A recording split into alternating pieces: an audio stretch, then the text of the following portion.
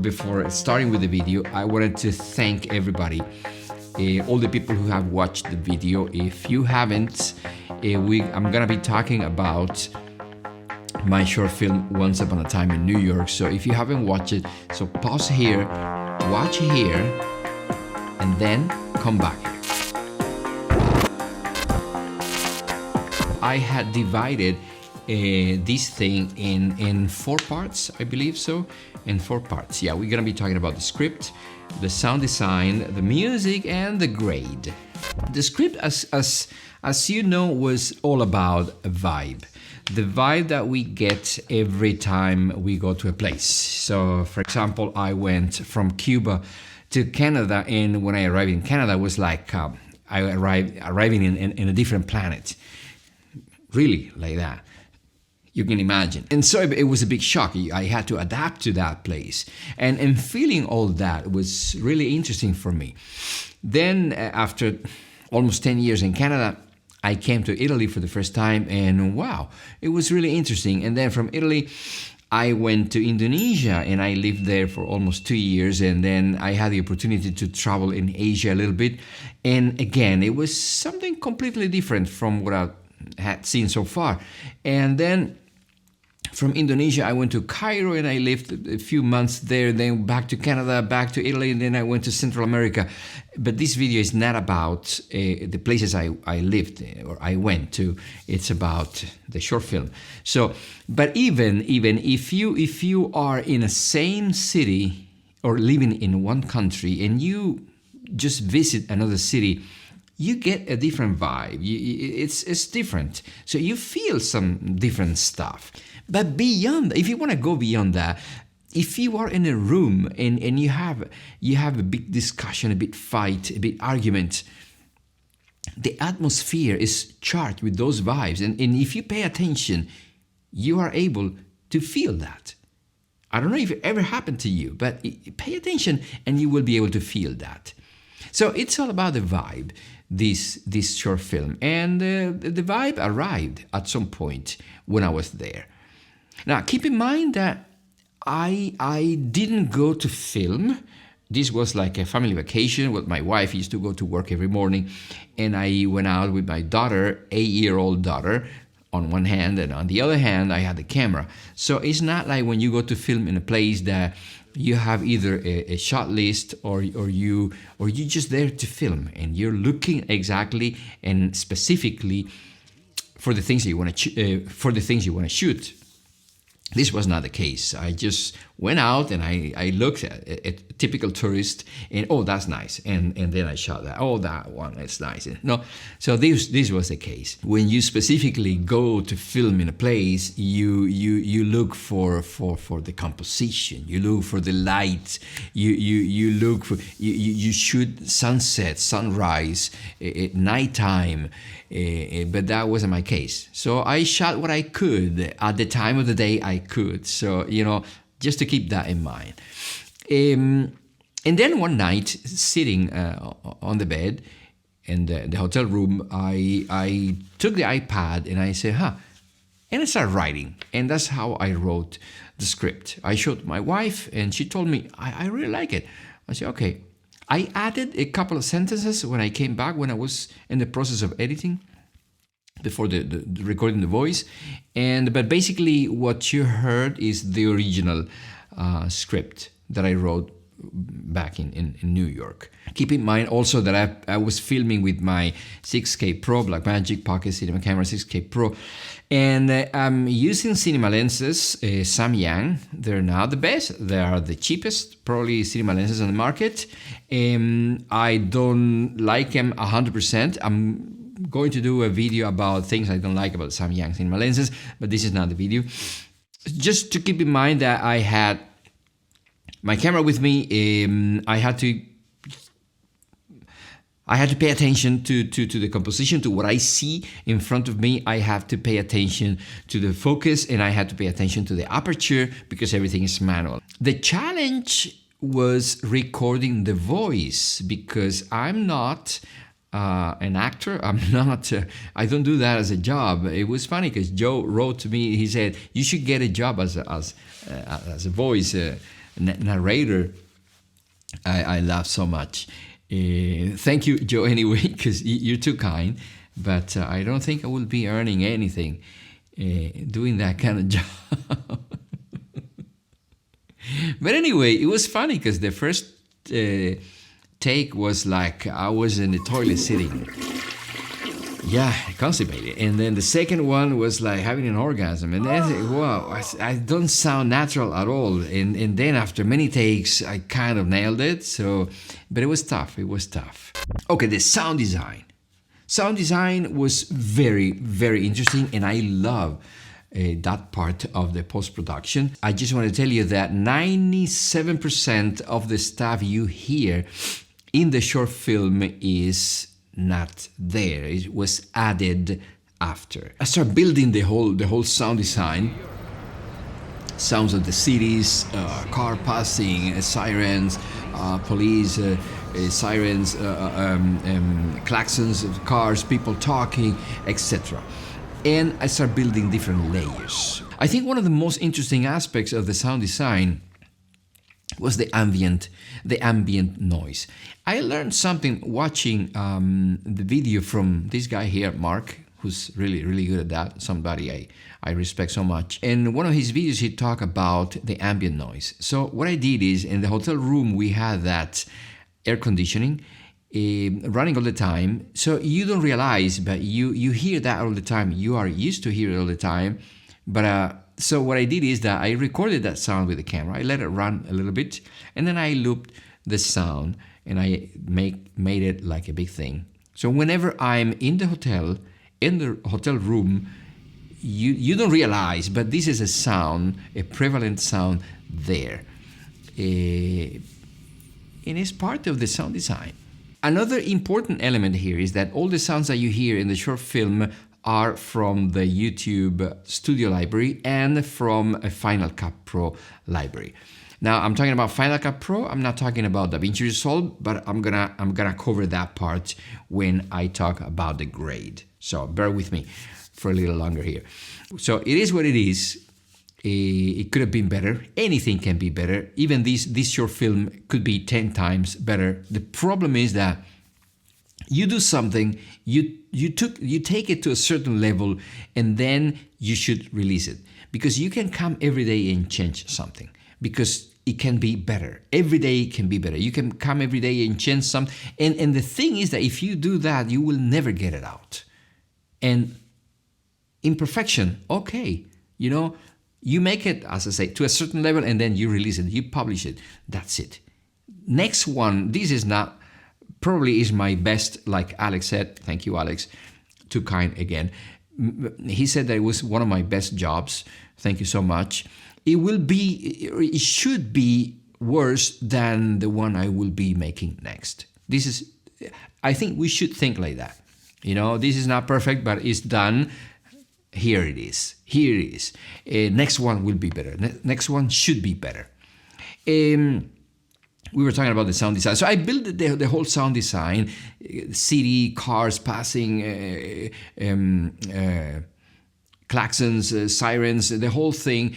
And some sounds I had to alterate or change certain parameters. For example, if you remember at the beginning when I cracked my toes on the bed,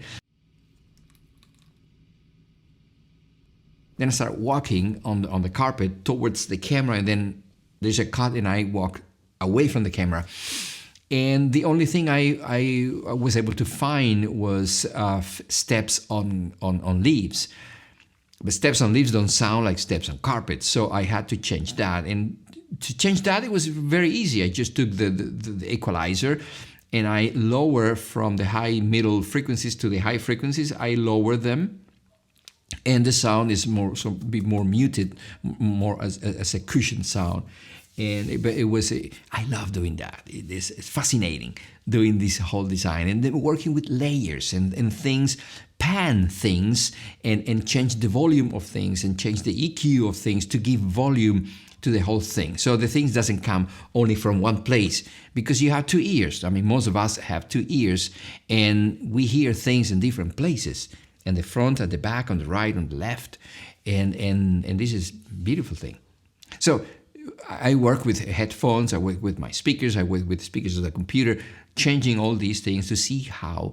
And I knew that when I added the music and when I added the voice, I had to change levels, of course, in many other parameters. But I did the first step. I built the whole thing. And then I added the voice. And then before adding the voice, I added, of course, the footage I wanted to put on it. I start classifying the footage. And then when the whole thing was built, more or less, the next step came, the music. The music was very interesting. Why?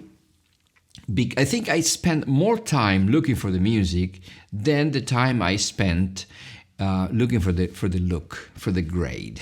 I just click on the music and I started listening, trying to get the feel that I needed for each part of the video. I did a selection and I divided the thing in different parts. There's the part of Central Park, there's another part in the hotel room, there is another part when we were living in the car that I used it for two different situations, for the beginning, for the middle, saying when I travel to different places, and at the end, the very last scene.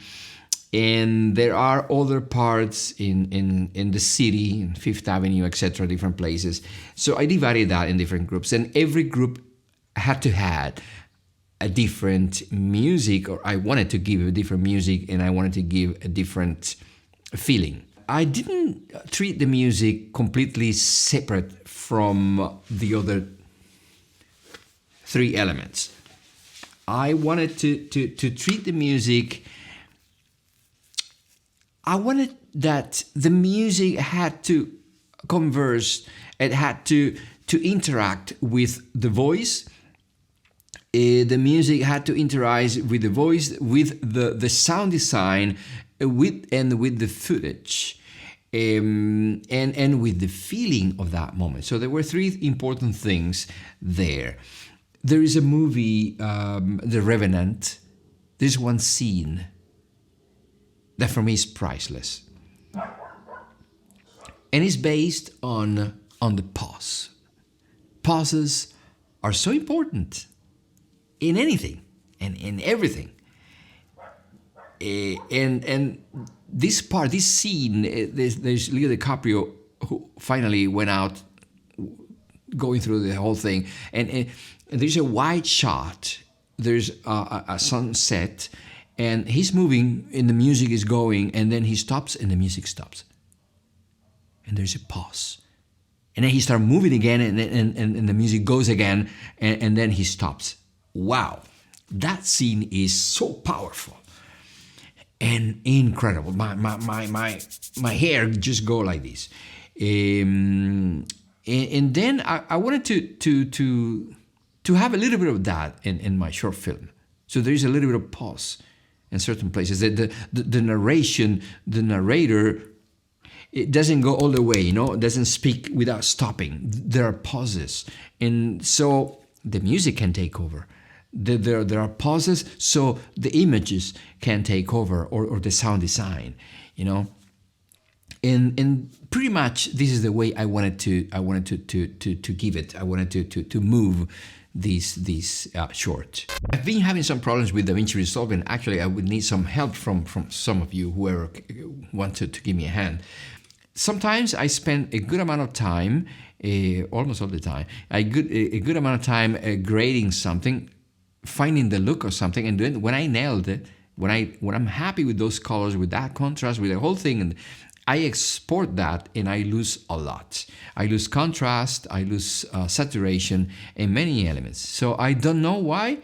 I use a Mac, and I've been following different steps, and the other thing is that my proficiency on my level of editing in Final Cut Pro, let's say, is here, and on DaVinci Resolve is here. So what I do is I color grade using DaVinci Resolve.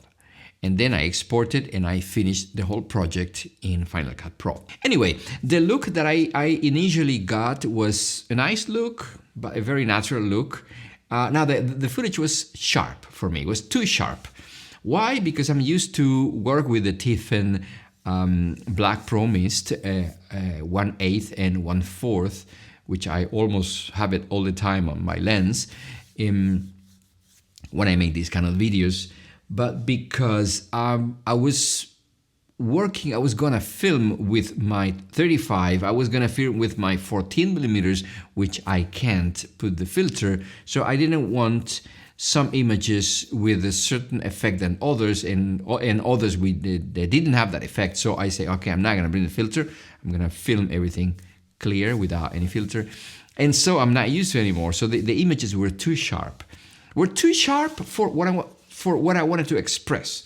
The images can be sharp for certain things, but not for others. And it's funny because at the beginning we are trying all the time to find the sharpest image, the less noise possible image, and then at some point evolution comes to your door and knocks, and you ended up making the image softer.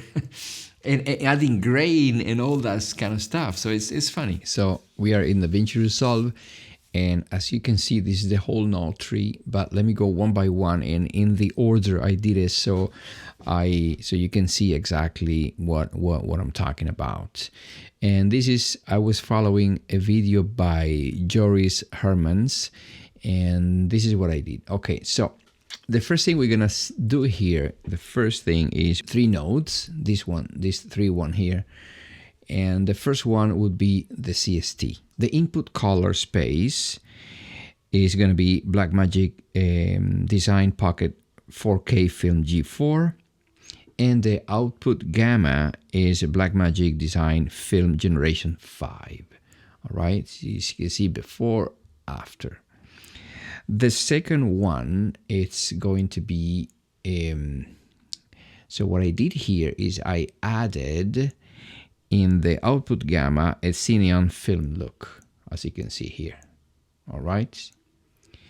And the third one, what I did, it's a lot. So what I did here is that I applied the film looks Rec 709 Kodak 2383 D55. As you can see here, this is the one I'm selecting, film looks, and this is the one here.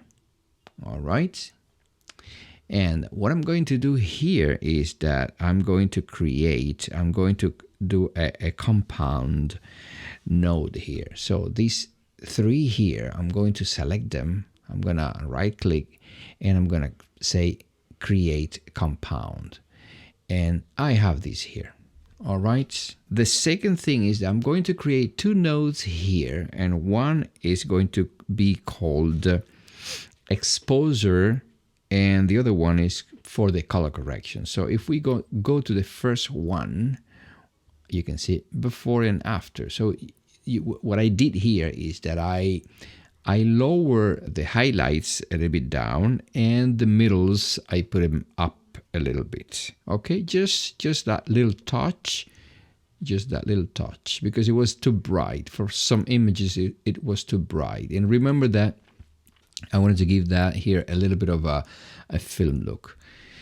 And the second one, the correction, so I did something else. In the correction, the temperature, I brought it down a little bit, so I made it warmer. And the tint, I moved it a little bit to the green side, so we're towards the green. So I put it at -6. If you see before and after, it changes a lot. That changed a lot. But I did something else. If you go to the log wheel, you can see that the highlights, I moved them to the area, the yellow-green a little bit. So that gives a little bit of a different tone in the sky, etc. And it has more like a film look. All right. And then on the range here, I changed this parameter because this is going to give you, assign how much of that highlight you want. And you can always go back and adjust either the correction or the expo. This is up to you. The second step was to look for the look, which is the fun part. Now, as you can see, this image it looks very sharp. It looks very kind of digital, mostly like this. So the first thing, I added 4 more nodes here. The first one is the blur. So what I did is I added some blur because it was too sharp, and I added the effect, the Gaussian blur. Now, of course, I brought it down to 0.163. Second thing was very important, which is halation. So you drop the halation here, and you see before, after. If you can see here in the roof, the dome, and the clock here, you see before, after.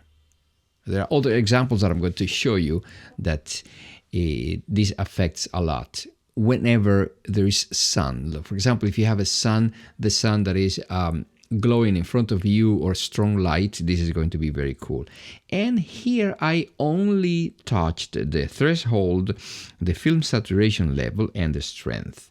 Actually, if you click on view isolated regions here, you can see the level of the image that is going to be affected by the light. Next, it was the glow.